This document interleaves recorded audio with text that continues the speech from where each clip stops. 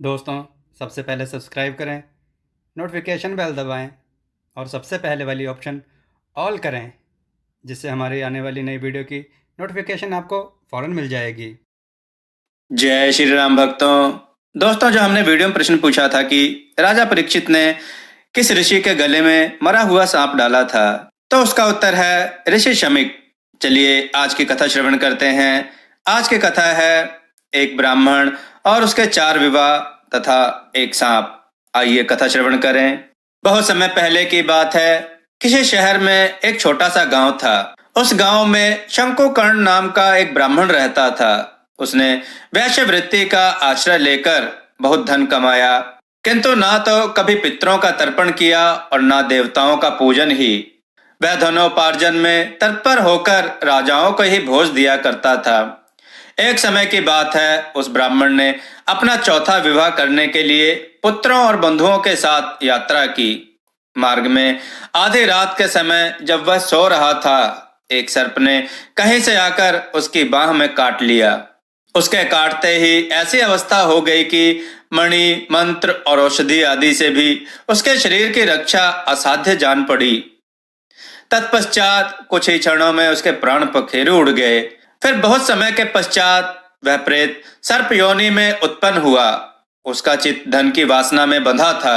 उसने पूर्व वृत्तांत को स्मरण करके सोचा, मैंने जो घर के बाहर करोड़ों की संख्या में अपना धन गाड़ रखा है, उससे इन पुत्रों को वंचित करके स्वयं ही उसकी रक्षा करूंगा।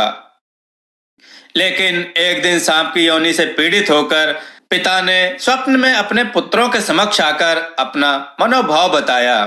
तब उसके निरंकुश पुत्रों ने सवेरे उठकर बड़े विस्मय के साथ एक दूसरे से स्वप्न की बातें कहीं।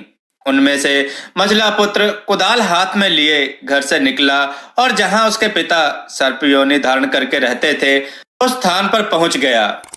यद्यपि उसे धन के स्थान का ठीक ठीक पता नहीं था, तो भी उसने चिन्हों से उसका ठीक निश्चय कर लिया और लोभ बुद्धि से वहां पहुंचकर बांबी को खोदना आरंभ किया। तब उस बांबी से एक बड़ा भयंकर सर्प प्रकट हुआ और बोला, ओ मूढ़, तू कौन है? किसके लिए आया है? क्यों बिल खोद रहा है?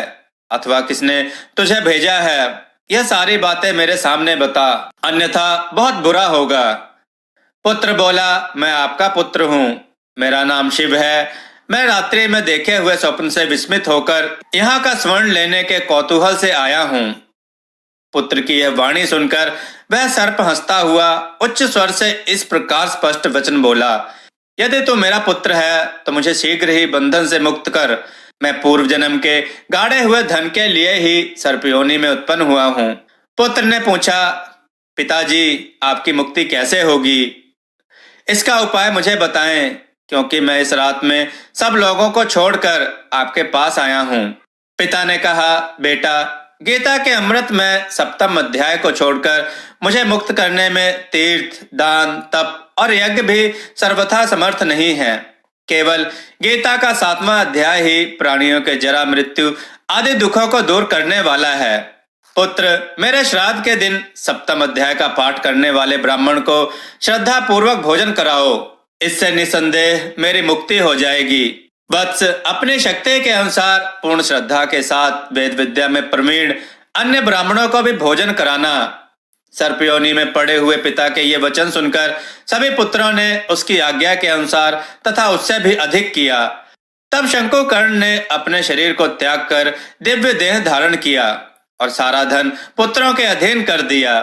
पिता ने करोड़ों की संख्या में जो धन बांट कर दिया था, उससे वे सदाचारी पुत्र बहुत प्रसन्न हुए। उनकी बुद्धि धर्म में लगी हुई थी, इसलिए उन्होंने बावली, कुआं, पोखर, यज्ञ तथा देव मंदिरों के लिए उस धन का उपयोग किया और अन्नशाला भी बनवाई। तत्पश्चात 7वें अध्याय का सदा जप करते हुए उन्होंने मोक्ष प्राप्त किया। दोस्तों, 7वें अध्याय का महात्म्य बताया गया है, जिसके श्रवण मात्र से मानव सब पापों से मुक्त हो जाता है। बोलिए श्री राधे कृष्ण भगवान की जय। दोस्तों, आपको यह कथा कैसी लगी? अपने विचार और सुझाव कमेंट में जरूर दें। हमारे कथाओं को लाइक करें, हमारे चैनल को सब्सक्राइब करना ना भूलें। हमारी कथाओं को शेयर जरूर करें, जिससे लोगों को उत्तम ज्ञान प्राप्त हो। जय श्री राम भक्तों।